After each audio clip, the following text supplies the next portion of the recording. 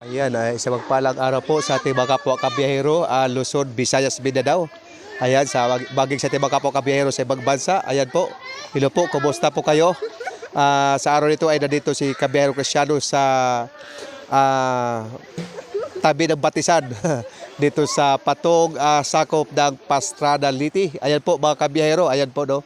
Ayan kasama may mga bata. Ang dami naligo dito kanina mga kabiyahero. Ayan. Hello po, kumusta po kayo? Sa bawat araw, huwag natin kalimutan ang patuloy na magtiwala sa ating Panginoon mga kabiyahero. Ayan po, no araw ng Sabado, ayan, buwan ng September mga kabiyahero.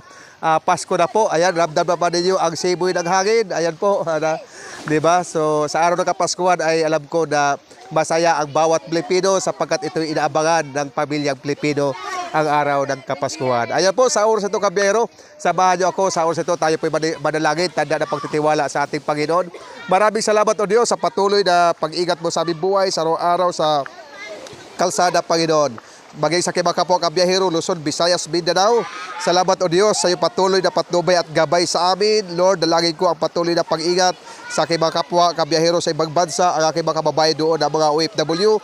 Maraming salamat po o Diyos sa iyong araw-araw na pag-ingat sa kanilang buhay, kasama ang kanilang mga pamilya, Panginoon. Maraming salamat o Diyos sa bawat araw. Patuloy namin pinakatiwala sa iyo sa pangalan ni Jesus. Amen. Ayan po mga kabiyahero, no? Isa magpalang araw po sa ating lahat. Ayan, no?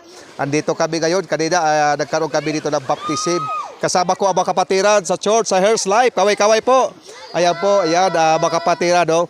Kanina po ay nagkaroon kami ng baptism dito sa Batis, dito sa Pastrana, sakop ng barangay Patong mga kabiyahero. Ayan po, God bless you all. God bless everyone.